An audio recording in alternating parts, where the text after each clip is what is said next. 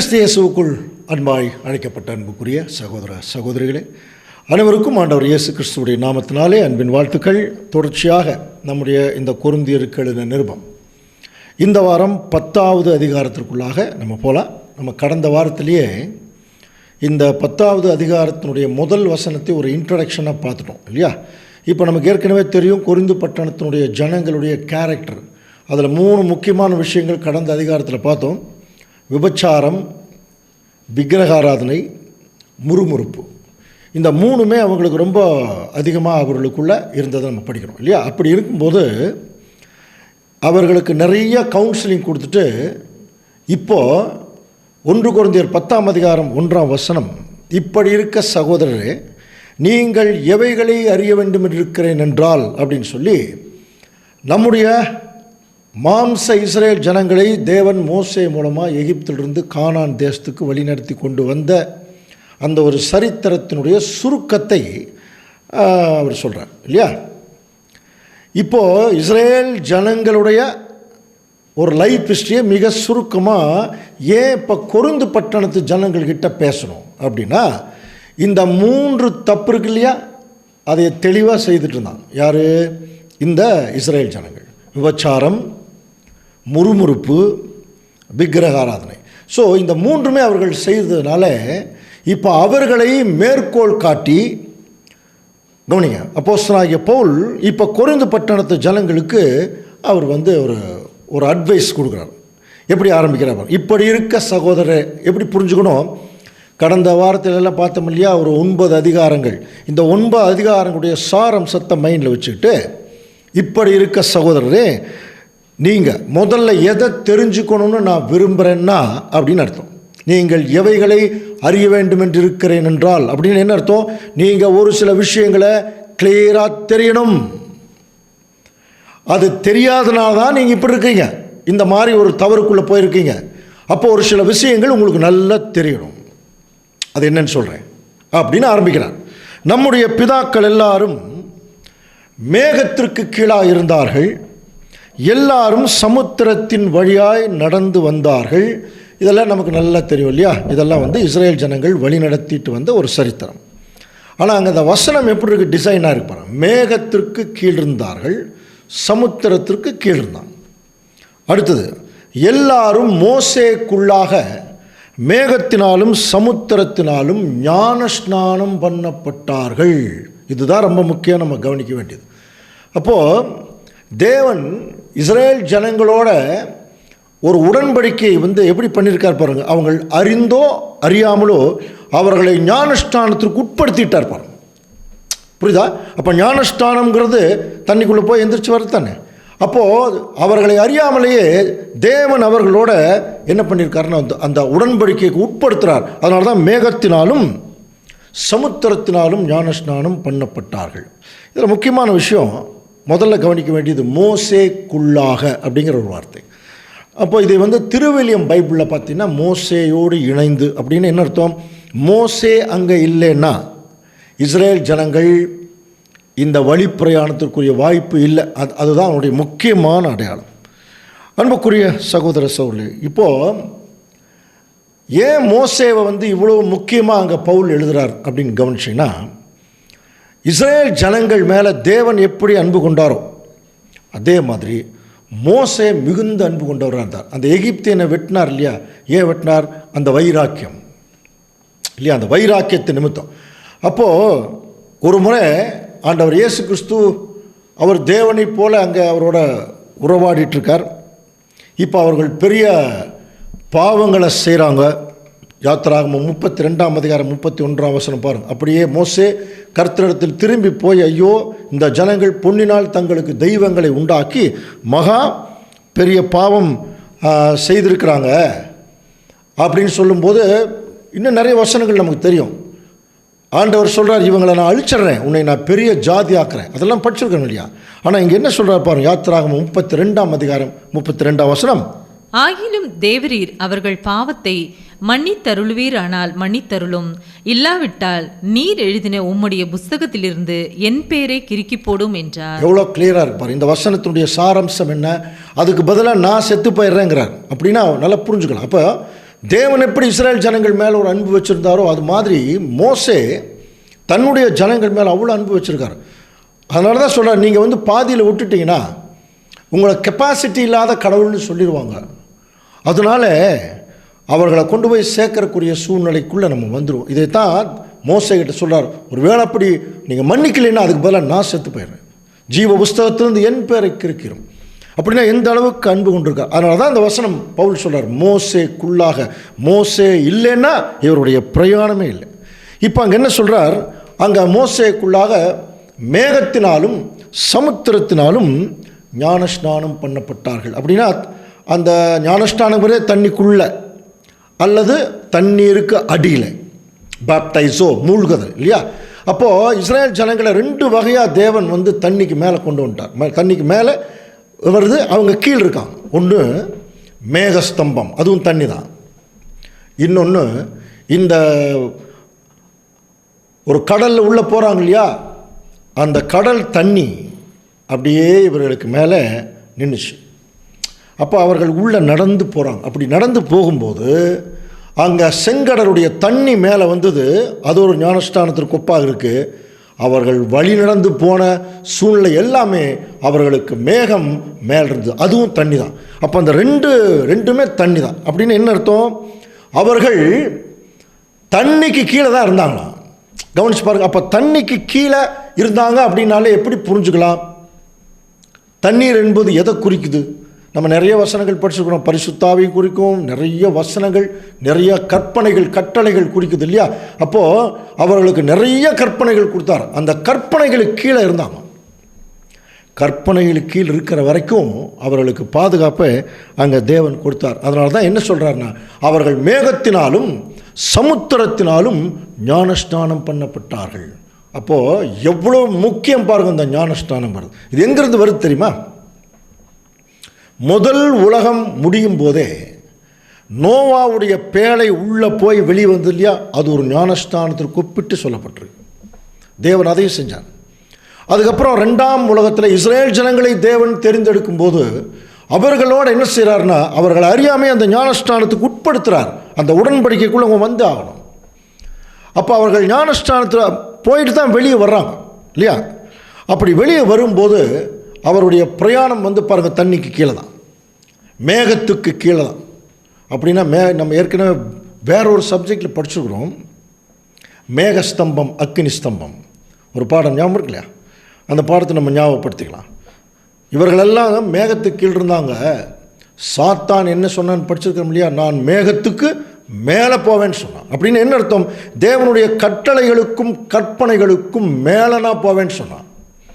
ஆனால் தேவன் இஸ்ரேல் ஜனங்களை ஒரு பாதுகாப்பான சூழ்நிலைக்குள்ளே கொண்டு வரும்போது அவர்களை வந்து அந்த மேகத்துக்கு கீழே வச்சுருந்தார் இல்லையா, அந்த சமுத்திரத்துக்கு கீழே. அப்படின்னா அவர்கள் ஒரு பெரிய ஞானஸ்தானத்திற்குள்ளாக அவங்க உள்ளே போனாங்க. இது ஏன் நமக்கு சொல்கிறார், நம்ம கூட அந்த ஒரு நிழல் பார்க்குறோம் இல்லையா. அவர்கள் மாம்ச இஸ்ரேல் ஜனங்கள் எகிப்திலிருந்து கானான் தேசத்தை நோக்கி அவங்க வழியில் போகும்போது ஃபஸ்ட்டு இன்சிடெண்ட்டே அவங்களுக்கு அந்த ஞானஸ்தானம், அந்த ஒரு செங்கடலை கடந்து வரத்தான். இது அப்படியே நமக்கும், நீங்கள் எவைகளை அறிய வேண்டும் என்று இருக்கிறேன் என்றால், இப்போ படித்தோம் இல்லையா. இப்போ நமக்கு தான் இது என்ன சொல்கிறாருன்னா, இதே மாதிரி தான் நம்ம எகிப்தை விட்டு வெளியே வரும்போது இப்போ முதல்ல நாம் செய்யக்கூடிய முக்கியமான விஷயம் அந்த ஞானஸ்தானம் தான். எப்படி இஸ்ரேல் ஜனங்கள் மேகத்தினாலும் சமுத்திரத்தினாலும் ஞானஸ்தானம் பண்ணப்பட்டார்களோ அதே மாதிரி தான் நம்மளும் இல்லையா. அப்போ நம்ம வந்து இப்போவும் மேகத்துக்கு கீழே தான் இருக்கிறோம், தேவனுடைய கற்பனை கட்டளை கீழே தான் இருக்கிற வரைக்கும் தேவனுடைய பாதுகாப்பு. இதை வந்து முதல் அங்கே சொல்கிறார். அப்போது அந்த கற்பனையை என்னைக்கு மீறமோ கவனிக்கலைங்களா, அப்போ வந்து என்ன நடக்கும் என்பதற்கு இஸ்ரேல் ஜனங்களுடைய வாழ்க்கை தான் சாட்சி. இப்போ அதனால தான் நமக்கு முன்னாடி சொல்கிறார். இந்த இஸ்ரேல் ஜனங்களுடைய லைஃப் ஹிஸ்ட்ரி இப்போ கொரிந்து பட்டணத்து ஜனங்களுக்கு தெரியுதோ இல்லையோ, யாருக்கு தெரியணும், நமக்கு கிளியராக தெரியணும். அதனால தான் நீங்கள் எவைகளை அறிய வேண்டும் என்று இருக்கிறேன் என்றார். இப்போ உள்ளே வந்துட்டான். உள்ளே வந்தோடனே எல்லாரும் ஒரே ஞான போஜனத்தை புசித்தார்கள். ஞான போஜனம், சாப்பாடு. ஸோ இதை நமக்கு நல்லா தெரியும் இல்லையா, என்ன போஜனம் அவர்களுக்கு கொடுக்கப்பட்டது. வனாந்தரத்தில் அவங்க வந்து பயிர் பண்ண முடியாது. அதனால் தேவனே என்ன செய்கிறார், அந்த மன்னாவை அவங்களுக்கு கொடுத்தார். அதிகாலை நேரத்தில் அந்த மன்னா இருக்கும், அதை எடுத்துகிட்டு வந்து இடித்து அப்பமாக சுட்டு அவர்கள் சாப்பிடணும். இதை வந்து நமக்கு சங்கீதக்காரனெல்லாம் எழுதும்போது வானத்தின் தானியம் அப்படின்னு எழுதினாங்க. அதே சமயத்தில் தூதர்களின் அப்பம் பாருங்கள், சங்கீதம் 78:25 தூதர்களின் அப்பத்தை மனுஷன் சாப்பிட்டான், அவர்களுக்கு ஆகாரத்தை பூரணமாய் அனுப்பினார். நல்லா புரிஞ்சுக்கலாம். அப்போது தூதர்களின் அப்பம்ங்கிறது தூதர்களே அவங்க ஆவிக்குரிய சரீரத்தில் இருக்கிறவங்க, அவங்களுக்கு எதுக்கு அப்பம்? அப்போ இது என்ன புரிந்து கொள்ள வேணும்? தூதர்கள் அவர்களுக்கு ப்ரிப்பேர் பண்ணது. இந்த இஸ்ரேல் ஜனங்களுக்கு ஆண்டவர் இயேசு கிறிஸ்து ஒரு மிகப்பெரிய பெட்டாலியன் வந்து அங்கே போயிட்டு இருந்திருக்கான்னு கண்ணுக்கு தெரியல. எப்படி கீழே லட்சக்கணக்கான இஸ்ரேல் ஜனங்கள் 24 லட்சம் பேர் அப்படி போகிறாங்க, மேலே ஆண்டவர் இயேசு கிறிஸ்து கூட போகிறார், அவரை பின்தொடர்ந்து அநேக தேவ தூதர்கள் போகிறாங்க. இவர்கள் தான் அதிகாலை நேரத்தில் என்ன செய்வாங்கன்னா அவங்களுக்கு கொண்டு வந்து அந்த அப்பத்தை போட்டுட்டு அவங்க போயிடுவாங்க. ஸோ இதுதான் தூதர்களின் அப்பம்னா அவங்க சாப்பிட்ற அப்பம் இல்லை, அவர்களுடைய ப்ரிப்பரேஷன், அவங்களுடைய தயாரித்த விஷயம். அதுக்கு நம்மளுக்கு நிறைய வேறு சில உதாரணங்கள் கூட படிச்சுக்கிறோம். தானியம்னாலே வானத்து தானியம்னு சொல்லப்பட்டிருக்கு. அப்போ வானத்துலலாம் தானியம் விளையாது, பூமியில் தான் விளையும். அப்போ எங்கேயோ வந்து தேவன் என்ன பண்ணியிருக்காருனா இவர்களுக்கென்றே அவர் வந்து தயார் செய்திருக்கார். அதை வந்து இப்போ எடுத்துக்கொண்டு வந்து அங்கே கொடுக்குறாங்க. அதற்கு பெயர் மன்னா இல்லையா? அதுக்கு வந்து திருவில்லியம் பைபிளில் ஆன்மீக உணவு அப்படின்னு சொல்லப்பட்டிருக்கு. அப்போது இவர்கள் ஞானஸ்தானத்து அந்த மேகத்தினாலும் சமுத்திரத்தினாலும் ஞானஸ்தானம் பண்ணப்பட்டு வெளியே வந்த உடனே அவர்களுக்கு தேவையான அந்த ஆன்மீக உணவை மன்னாவை அவர்கள் அந்த அப்பத்தை அவங்க சாப்பிட்றாங்க. அதே தான் இப்போ நீங்கள் எவைகளை அறிய வேண்டும் என்று இருக்கிறேன் என்றால், இப்போ நம்மளும் அதே தான் ஞானஸ்தானம் எடுத்து வந்தாச்சு. இப்போ நமக்கு தேவையான ஆன்மீக உணவு இங்கே கிடைக்குதா இல்லையா? ஸோ இந்த உணவு 2 வகையாக இருக்குது. ஒன்று ஜீவ வசனங்கள், இன்னொன்று உணவு நம்முடைய ஆண்டவர் இயேசு கிறிஸ்துவே. அவரை உட்கொள்ளணும். அதனால தான் அவர் என்ன சொன்னார், அந்த யோவான் 6ஆம் அதிகாரத்தில் ரொம்ப பெரிய ஒரு எலாபரேட்டாக ஒரு சப்ஜெக்ட் இருக்குது. ஆண்டவர் இயேசு கிறிஸ்து வந்து அவரை தேடி கொஞ்சம் பேர் போகிறாங்க. எங்கே போனீங்க, உங்களை தேடிட்டு இருக்கிறோம் அப்படின்னு சொல்லும்போது ஆண்டவர் சொல்ல, நீ எதுக்கு என்னை தேடுறீங்கன்னு எனக்கு தெரியும், சாப்பாட்டுக்கு தானே அப்படின்னார். உடனே அவங்க டென்ஷன் ஆகிட்டாங்க.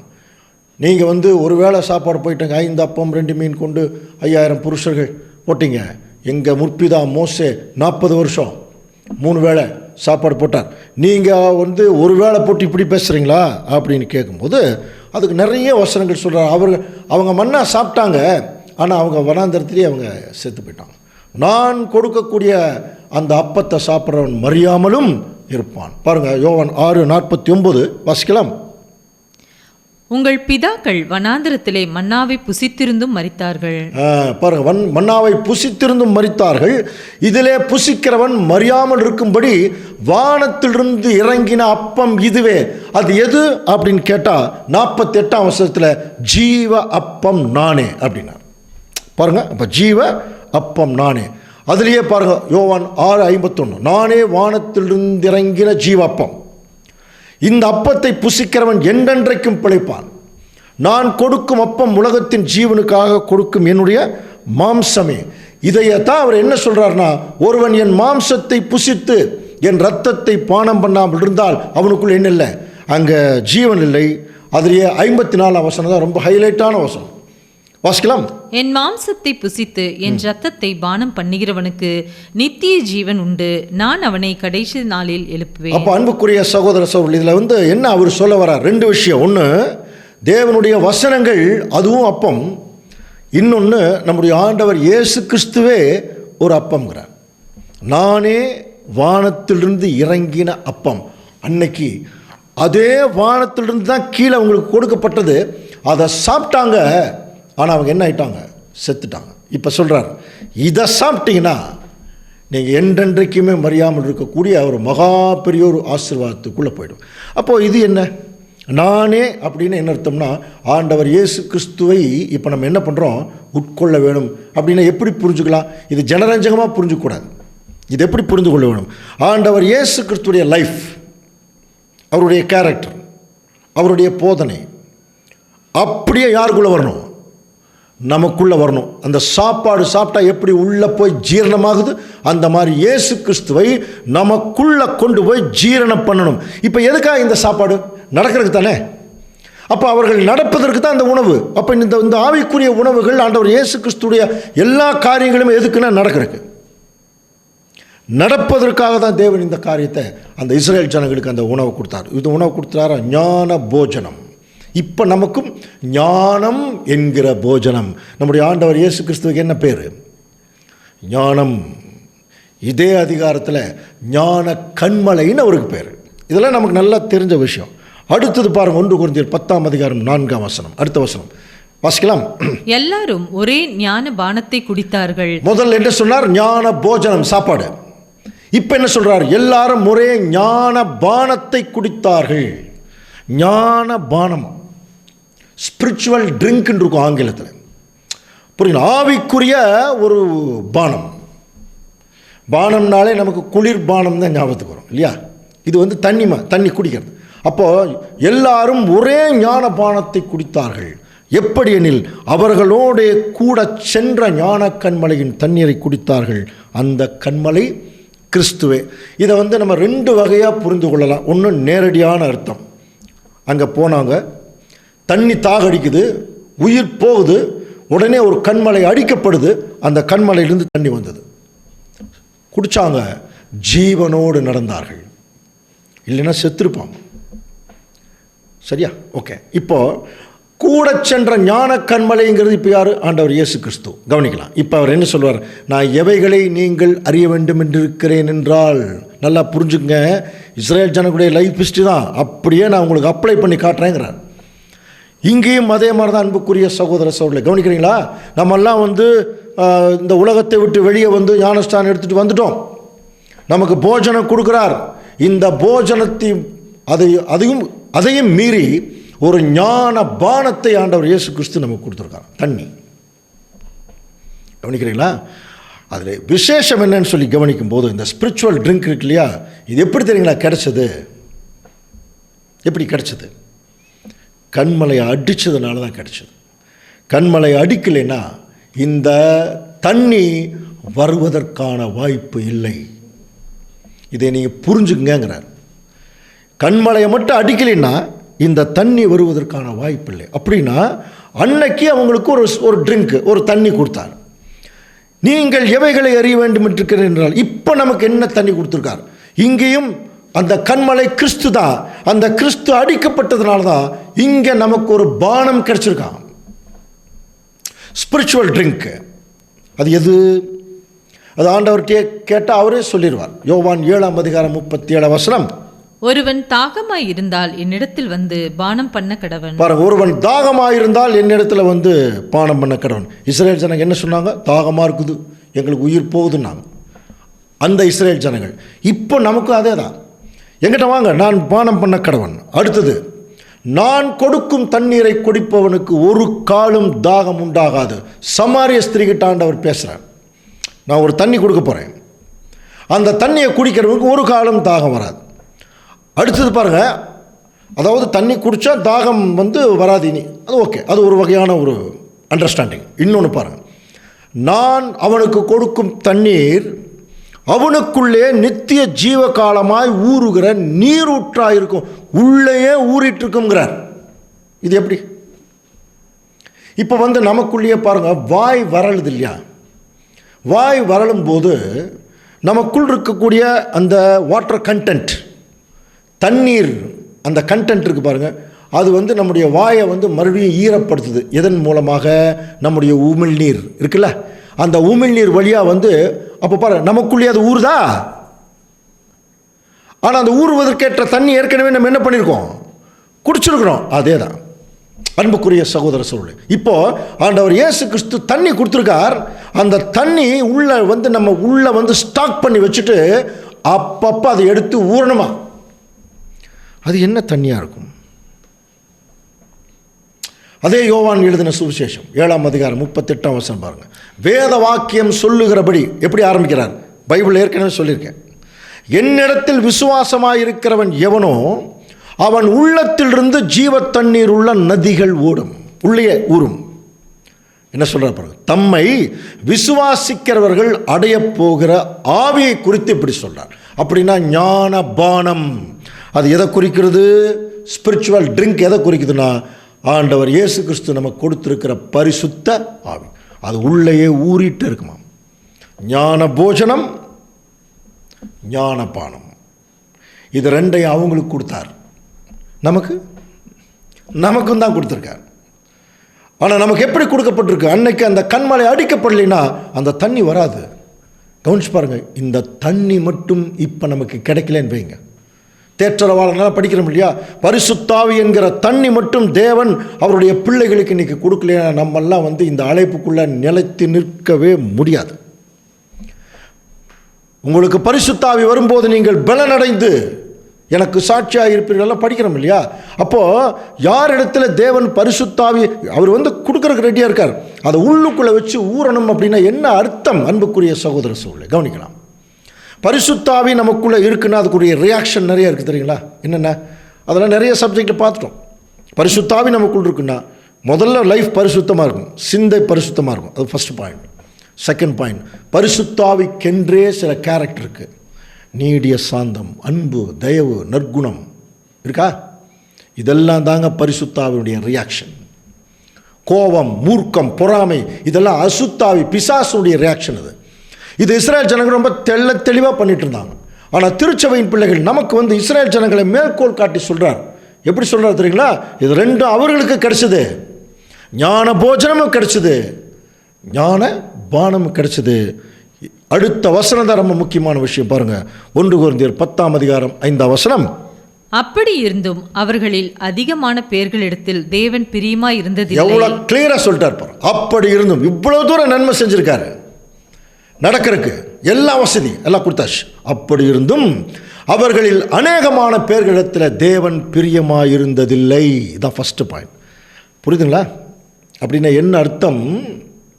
அப்படி இருந்தும் அவர்களில் அதிகமான பேரிடத்தில் தேவன் பிரியமாக இருந்ததில்லைங்கிறது எப்படி புரிஞ்சுக்கணும்னா, அதிகமான பேர்கள் தேவனிடத்தில் பிரியமாக இருக்கவில்லை என்று அர்த்தம். புரியுதுங்களா? அப்போ நிறைய பேர் தேவன் பேரில் அந்த பிரியம் காட்டல, தேவன் பிரியமாக இருந்திருக்கார். அந்த பிரியத்தை தான் அப்படி காட்டுறாருங்க. ஞான போஜனம், ஞான பானம், ஞான ஸ்நானம் எல்லாமே. ஆனால் இங்கே பார்த்தீங்கன்னா அவர்கள் அதிகமான பேரிடத்திலே தேவன் பிரியமாக இருந்ததில்லை. ஆதலால் அவர்கள் வனாந்தரத்திலேயே அழிக்கப்பட்டார்கள். இப்படி இருக்க சகோதரரே, நீங்கள் எவைகளை அறிய வேண்டும் என்று இருக்கிறேன் என்றால், இப்போ நமக்கு என்ன சொல்ல வர தெரியுங்களா? நாமளும் தாங்க ஞானஸ்தானம் எடுத்திருக்கோம், நாமளும் தான் என்ன பண்ணியிருக்கோம், நிறைய வசனங்களை படிச்சுட்டு இருக்கிறோம், நமக்கும் பரிசுத்தாவி இருக்குது என்று நாம் விசுவாசிக்கிறோம். இப்போ கூட அதிகமான பேர்களிடத்தில் தேவன் பிரியமா இல்லையா? வேதமானவர்கள் புரிஞ்சுங்க, இன்னைக்கு கூட தேவன் அதிகமான பேரிடத்தில் தேவன் பிரியமா இல்லை. ஆனால் எல்லாத்தையும் கொடுத்துருக்காருங்க. ஏன்? நிறைய பேருக்கு இன்னும் தேவன் பேரில் பிரியவில்லை. எப்படி சொல்கிறீங்க பிரதர், தேவன் பேரில் பிரியம் இல்லைன்னு? தேவன் பேரில் பிரியம் இல்லைங்கிறது எப்படி காமிக்கலாம்? தேவன் பேரில் பிரியம்ங்கிறது எப்படி காமிக்கலாம்? காண்கிற சகோதரனிடத்தில் அன்பு கூறாதவன் காணாத தேவனிடத்தில் எப்படி அன்பு கூறுவான்? உண்மையான தேவனிடத்தில் அன்பு கூறவர்கள் என்ன பண்ணுவாங்க தெரியுங்களா? சகோதர அன்பில் ரொம்ப திளைத்திருப்பார். என்ன அவமானம், என்ன கஷ்டம், என்ன பிரச்சனை வந்தாலும் ஒற்றுமையாக ஒரே சிந்தையோட ஒரே மனதோட, பொறாமை இல்லாமல், புரியுதுங்களா, புறங்கூறுதல் இல்லாமல். எவ்வளோ படிச்சிருக்கிறோம் பாருங்க. இதெல்லாம் ஒன்றுமே இல்லை.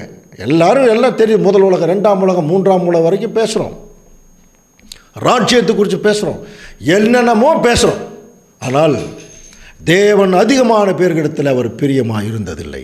காரணம் என்ன? இப்போ பாருங்கள், அடுத்தது அவர்கள் வனாந்தரத்திலேயே அழிக்கப்பட்டாங்களாம்.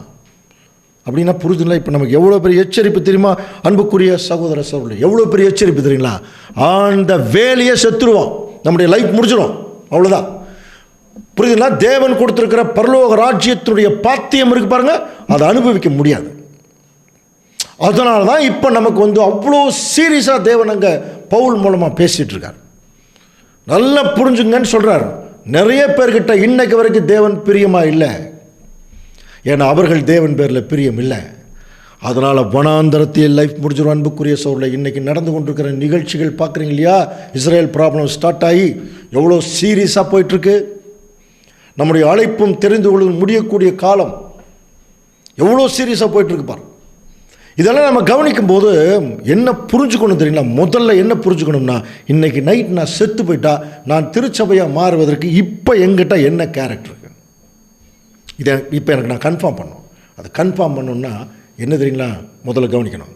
தயவு செய்து எல்லாரும் கவனிங்க. நாம் சத்தியத்துக்குள்ளே வந்ததுக்கு பிறகு எத்தனை பேருக்கு துரோகம் பண்ணியிருக்கோம், எத்தனை பேர் லைஃப்பை கெடுத்துருக்குறோம், எத்தனை பேருக்கு புறங்கூறி இருக்கிறோம், எத்தனை பேருக்கு கஷ்டப்படுத்தி இருக்கிறோம், வார்த்தையின் மூலம் செயல்பாடுகளின் மூலம் எல்லாத்தையும் ஒரு லிஸ்ட் போடணும். இன்னொரு பக்கம் எத்தனை பேருக்கு உதவி செஞ்சுருக்கிறோம், எத்தனை பேர் வந்து சத்தியத்துக்குள்ளே கொண்டு வந்திருக்கிறோம், எத்தனை பேருக்கு நல்ல குணலட்சணங்கள் காட்டியிருக்கோம், இது ஒரு பக்கம் லிஸ்ட் போடணும். புரியுதுங்களா? இந்த லிஸ்ட்டில் கவனித்து பார்க்கும்போது என்ன புரிந்து கொள்ள வேணும்? நல்லா புரிஞ்சுக்கலாம். நம்முடைய தேவனுக்கேற்ற மனநிலை நமக்கு இருக்கா இல்லையான்னு தெரிஞ்சுட்டு உடனடியாக நம்ம வந்து சரண்டர் பண்ணிடணும். கவனிக்கிறீங்களா? சரண்டர் பண்ணிடணும். தேவன்கிட்ட சரண்டர் பண்ணிடணும். எல்லாவற்றிற்கும் மன்னிப்பு கோர வேண்டும். எல்லாவற்றிற்கும் நாம் தான் முக்கிய காரணம் என்பதை ஒத்துக்கொள்ள வேணும். அப்படி ஒரு நொறுங்குண்ட ஆவிக்குள்ளே இப்போ வரணுங்கிறதுக்காக தான் தேவன் இவ்வளவு தூரம் அவர் வந்து இஸ்ரேல் ஜனங்களை மேற்கோள் காட்டி பேசுகிறார். ஏன்னா அவர்கள் வனாந்தரத்திலேயே வழியிலேயே அவங்க அழிக்கப்பட்டார்கள். அன்புக்குரிய சகோதரர்களே, இப்போ நமக்கு என்ன சொல்கிறாருன்னா, அவர்கள் இச்சித்தது போல நாமும் பொல்லாங்கானவைகளை இச்சியாதபடிக்கு இவைகள் நமக்கு என்ன வருகுதான்? திருஷ்டாந்தங்களாக. திருஷ்டாந்தம்னா தெரியுமில்லையே, ஒரு முன்னடையாளங்களாக. அவங்க என்னென்னவெல்லாம் தப்பு பண்ணாங்க, இப்போ நீ யாத்திராவை ஃபுல்லாக படிக்கணும். அவர்கள் என்னென்ன தவறுகள் பண்ணாங்களோ அந்த தவறுகள் பண்ணுவதற்கு நமக்கு ஒரு வாய்ப்பு கிடைக்கும் போது அதை பண்ணாமல் இருக்கிறதுக்கு தான் இப்போ இந்த எவைகளை அறிய வேண்டும் என்று இருக்கிறேன் என்றால். அதனால தான் கொரிந்தியருக்கு பவுல் எழுதும்போது இப்படிப்பட்ட வாக்குத்தத்தங்கள் நமக்கு உண்டாயிருக்கிறபடியினாலே, பிரியமானவர்களே, மாம்சத்திலும் ஆவியிலும் உண்டான எல்லா அசூசியும் நீங்க நம்மை சுத்திகரித்து கொண்டு பரிசுத்தமாகுதலை எப்படி பூர்ணப்படுத்தணுமா? பெருமையோடவா? நான்லாம் பரிசுத்தவான்கள் மற்றவங்கள அசுத்தவான்கள் அந்த அந்த அர்த்தமா? இல்லை. தேவ பயத்தோடே பரிசுத்தமாகுதலை இப்போ பூர்ணப்படுத்தணும். காரணம் என்ன அப்படின்னு சொல்லி கவனிக்கும் போது, இஸ்ரேல் ஜனங்கள் ஏன் தேவனுடைய அவங்க சொல்லுக்கு கீழ்ப்படியவே இல்லை? அதுக்கு புதிய ஏற்பாட்டில் ஒரு ஆதார வசனம் இருக்குது. 1 யோவான் 3:9 தேவனால் பிறந்த எவனும் பாவம் செய்யான், ஏனெனில் அவருடைய வித்து அவனுக்குள் தரித்திருக்கிறது. அவன் தேவனால் பிறந்தபடினால் பாவம் செய்ய மாட்டான். பாருங்க, தேவனால் பிறந்த எவனும் பாவம் செய்ய மாட்டான். ஏன்னா அவருடைய வித்து அவனுக்குள் இருக்கு. இப்போ நம்மெல்லாம் தேவனால் பிறந்தவர்கள் தானே. ஞானஸ்தானம் பாவம் செய்கிறோமா இல்லையா? செய்துட்டு தான் இருக்கிறோம். அப்போ இந்த வசனம் எப்படி அப்ளை ஆகும்? இதை மூத்த சகோதரர் ரசல் பிரதர்கிட்ட கேட்கும்போது அவர் என்ன சொல்லிட்டார்? தேவனால் பிறந்தவன் மனப்பூர்வமாக பாவம் செய்ய மாட்டான், ஏதோ தவறு ஏதோ செய்யறதுக்கு வாய்ப்பு இருக்குது, அந்த மாதிரி சொல்லிட்டேன். சரி, இதை எப்படி புரிஞ்சுக்கலாம்? அப்படி செய்ய மாட்டான், ஏன்னா அவருடைய வித்து அவனுக்குள் இருக்கு. ஆனால் இஸ்ரேல் ஜனங்கள் ஏன் அந்த மாதிரி பாவங்கள் செஞ்சாங்கன்னா, சாத்தான் எகிப்து தேசத்திலேயே அந்த வித்துவை விதைச்சிட்டான் இஸ்ரேல் ஜனங்களுக்குள்ள. கவனிக்கிறீங்களா?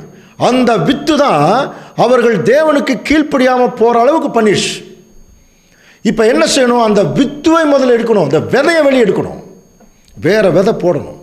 அந்த விதை எடுக்கிறது தான் பழைய மனுஷன், வேறு விதையை போடுறது தான் புதிய மனுஷன், புதிய கேரக்டர், புதிய சிருஷ்டி. படிக்கிறோம் இல்லையா? இதை வந்து நமக்கு இன்சிஸ்ட் பண்ணுறது தான் இப்போ இந்த காரியங்கள் எல்லாம் அங்கே அப்போஸ்தலனாகிய பவுல் நமக்கு விளக்கி சொல்கிறத கவனிக்கலாம். அன்புக்குரிய சகோதர சகோதரர், அப்போது பாருங்கள், இவர்கள் எல்லாரும் அவர்கள் இச்சித்தது போல நாமும் பொல்லாங்கானவை இச்சியாத படிக்கும். சரி, அப்போ அவங்க என்ன தான் செய்தாங்க அப்படின்னு சொல்லும்போது 1 கொரிந்தியர் 10:7 ஜனங்கள் புசிக்கவும் குடிக்கவும் உட்கார்ந்து விளையாட எழுந்திருந்தார்கள் என்று எழுதியிருக்கிறபடி அவர்களில் சிலர் விக்கிரக ஆராதனைக்காரர் ஆனது போல நீங்களும் ஆகாதிருங்கள். இப்போ நமக்கு அப்படியே கம்பார்ட்மெண்ட்டே சொல்கிறார் பாருங்க.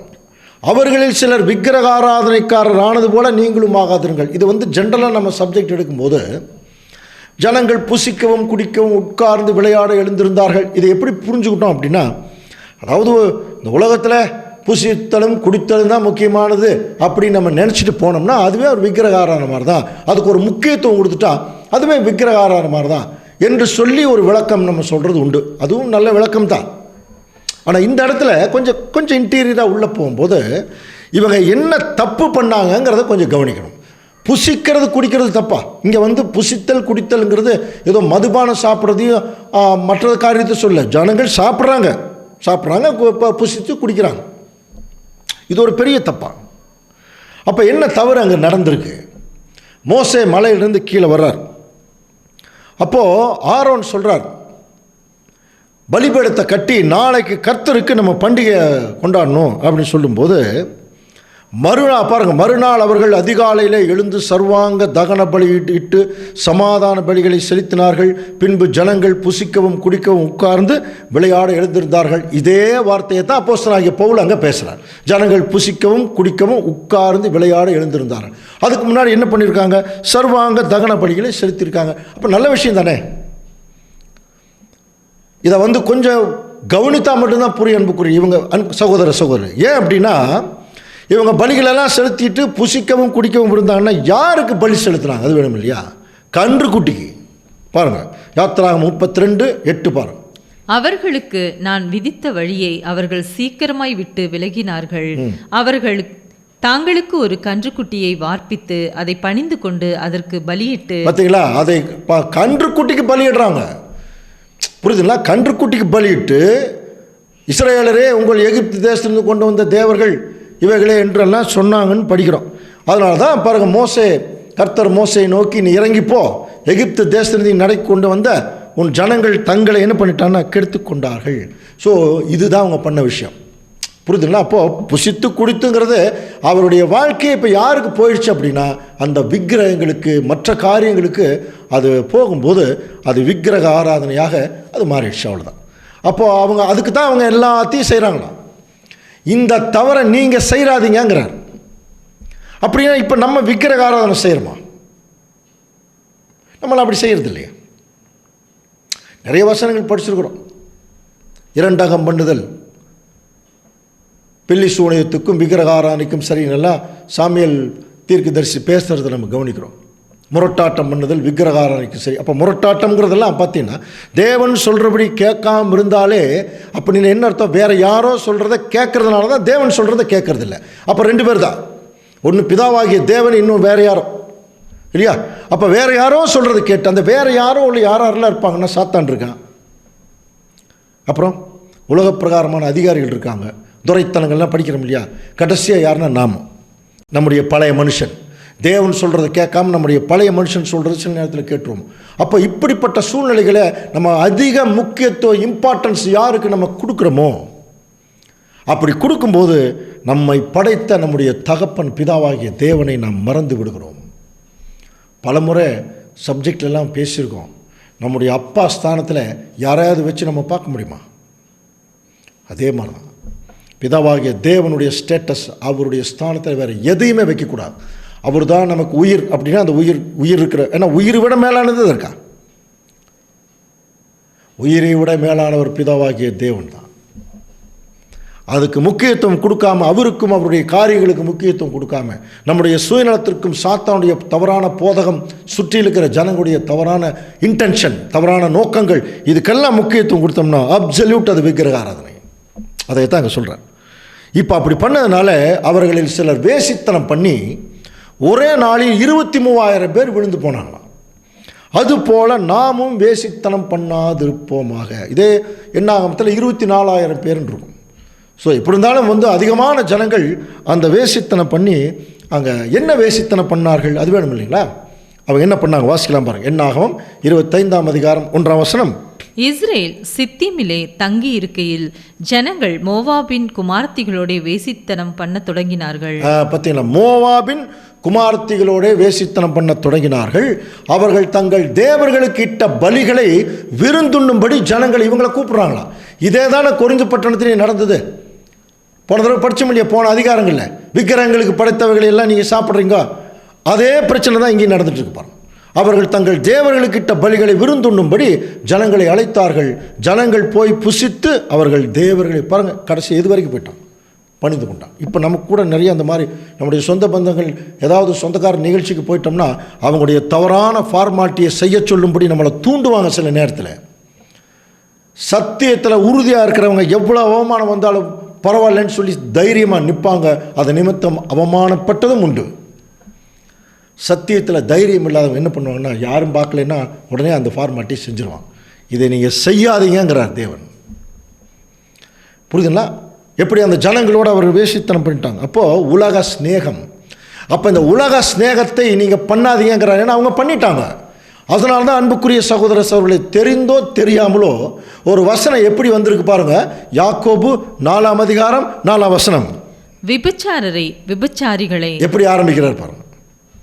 விபச்சாரரே விபச்சாரிகளே, உலக சிநேகம் தேவனுக்கு விரோதமான பகை என்று அறியீர்களா? ஆகையால் உலகத்துக்கு சிநேகிதனாய் இருக்க விரும்புகிறவன் தேவனுக்கு பகையினாய் இருக்கிறான். ரொம்ப கிளியரா சொல்லிட்டார் பாருங்க. ஆரம்பிக்கும் போது எப்படி சொல்றாரு, இதை பேஸ் பண்ணி தான் சொல்றாரு. விபச்சாரரே விபச்சாரிகளே, உலக ஸ்நேகம். அப்போ உலகத்தினுடைய ஸ்நேகமா இருக்க போறவங்களே அந்த அந்த ஒரு நடைமுறை ஒரு விபச்சார குற்றத்துக்கு ஈக்குவல் ஆயிடுங்கிறார் பாருங்க. அப்ப தேவனுக்கு விரோதமான பகை. அப்போ ஒருவரை பகைத்து ஒருவரை நேசிக்கவில்லை, அப்படிதான் செய்ய முடியும். 2 எஜமான்களுக்கு ஊழியம் பண்ண முடியாது. கிளியரா சொல்லிட்டார் இல்லையா? அப்போ எலியா சொன்னார் பாருங்க, யாவே தெய்வமானால் அவரை வணங்குங்கள், இல்லை பாகால் தெய்வமான அவனை வணங்கிட்டு போயிடுங்க, அவ்வளோதான். இன்னைக்கு நமக்கு அதே கண்டிஷன் தான் அன்புக்குரிய சகோதரர்.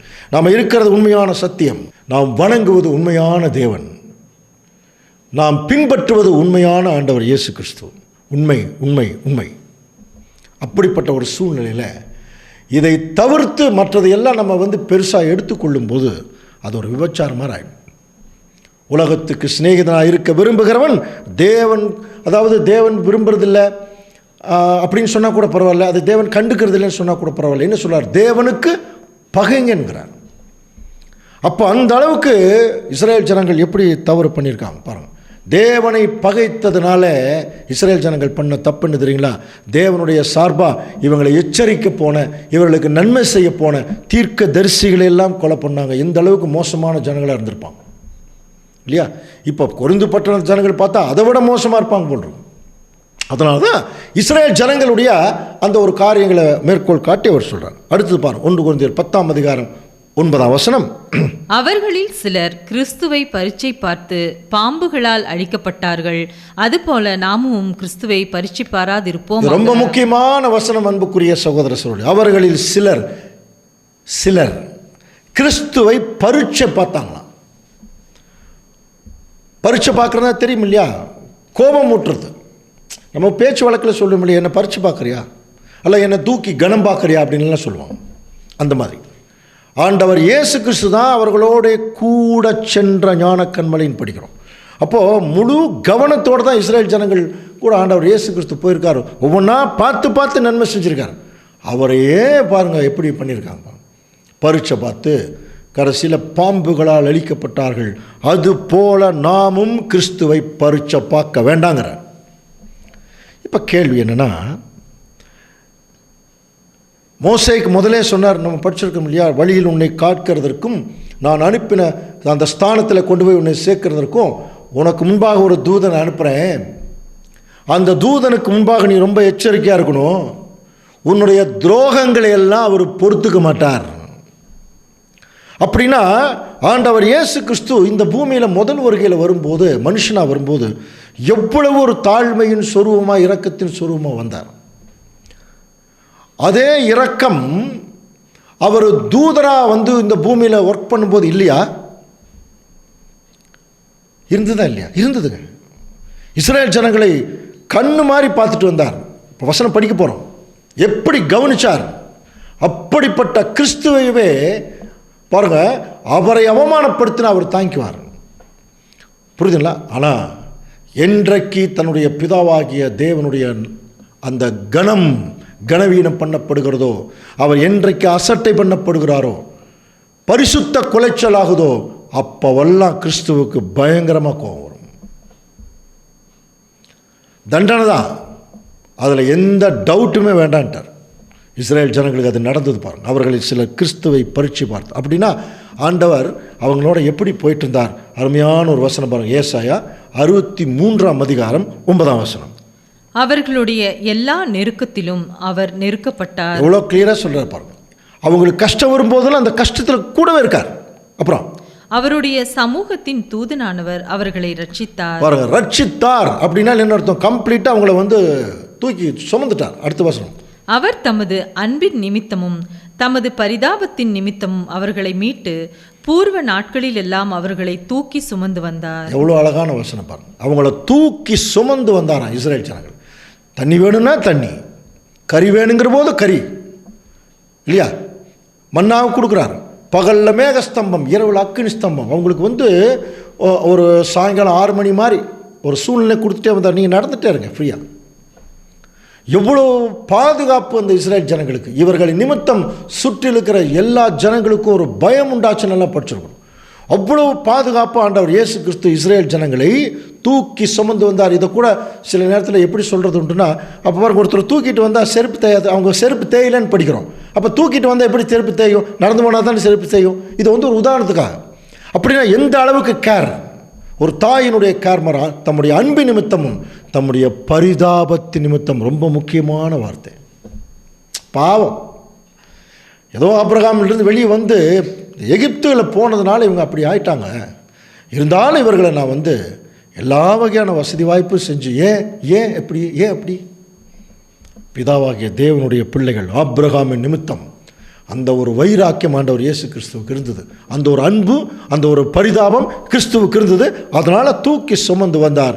இவங்க என்னைக்கு பிதாவாகிய தேவனை அவர்கள் கனவீனம் பண்ணினாங்களோ பாருங்க, அவர்களோ கலகம் பண்ணி அவருடைய பரிசுத்த ஆவியை விசனப்படுத்தினார்கள். நமக்கு நல்லா தெரியும் இல்லையா, பரிசுத்த ஆவியை விசனப்படுத்துறது தேவனை விசனப்படுத்துகிற மாதிரி, அவரை கனவீனம் பண்ணுற மாதிரி. அதனால் அவர் அவர்களுக்கு சத்துருவாய் மாறி, ஆப்போசிட்டாக நிற்கிறார் பாருங்க.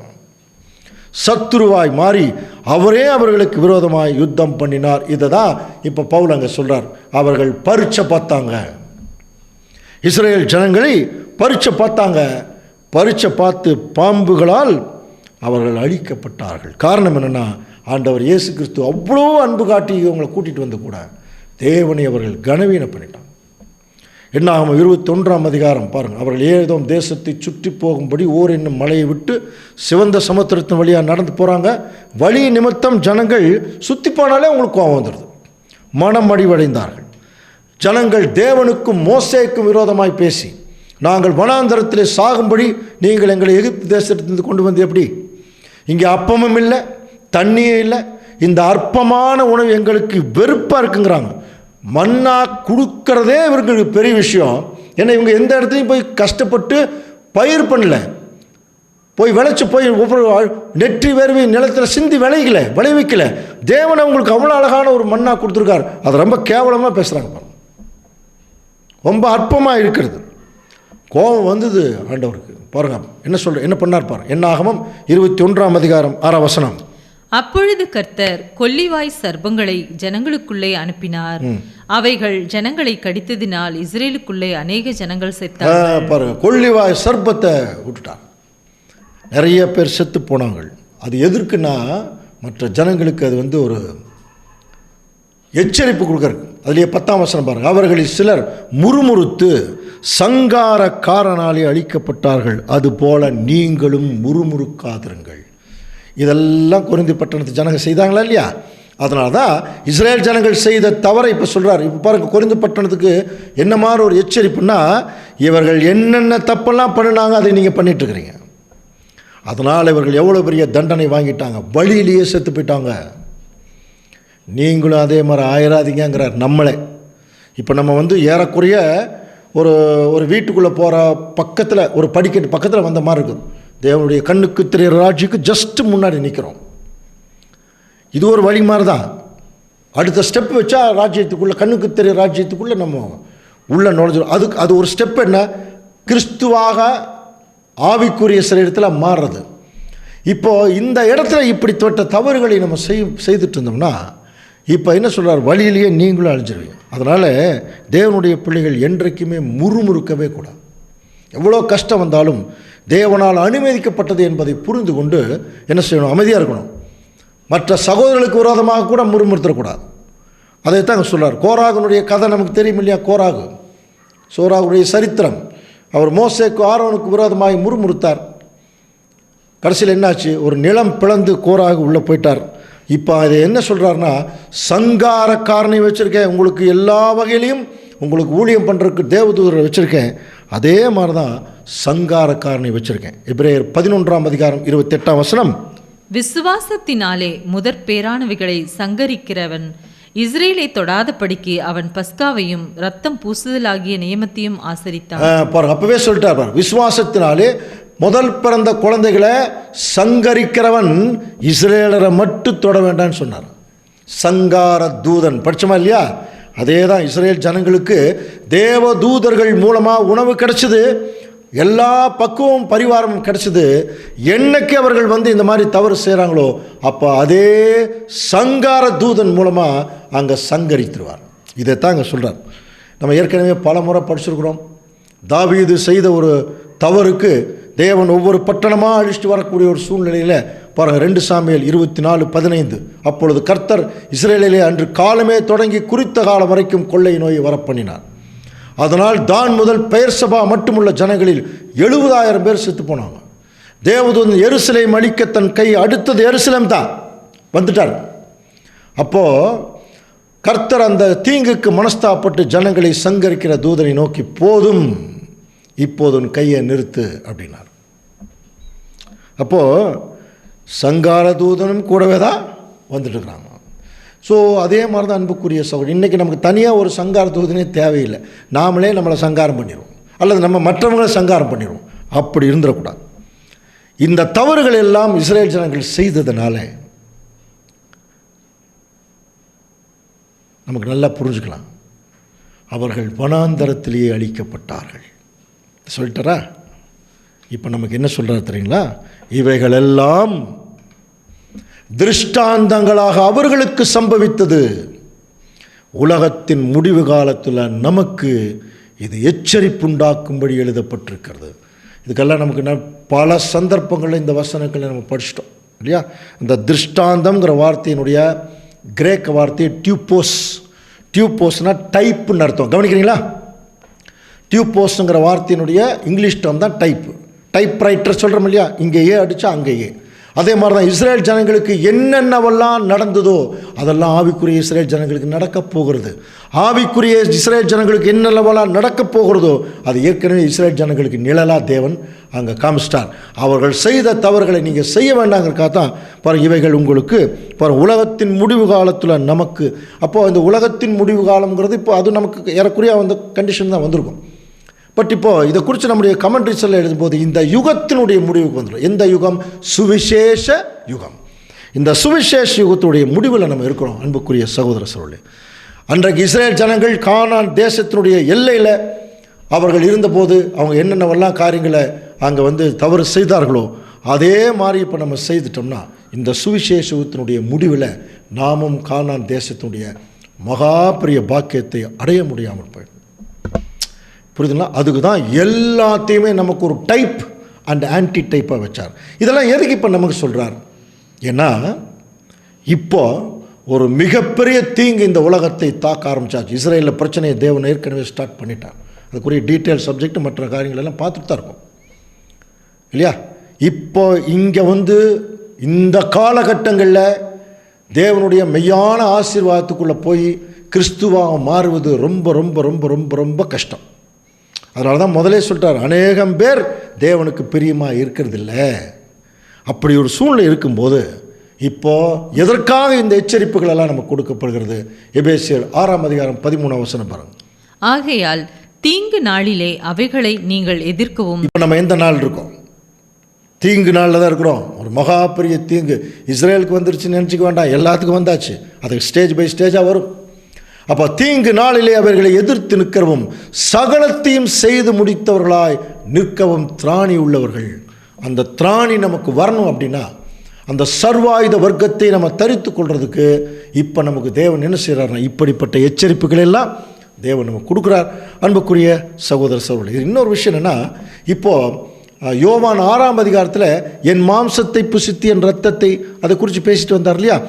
அதே விஷயந்தான் இப்போ 1 கொரிந்தியர் 10ஆம் அதிகாரத்திலையும் தொடர்ந்து வரப்போகுது. இது ரெண்டுமே லிங்கான ஒரு அதிகாரங்கள்.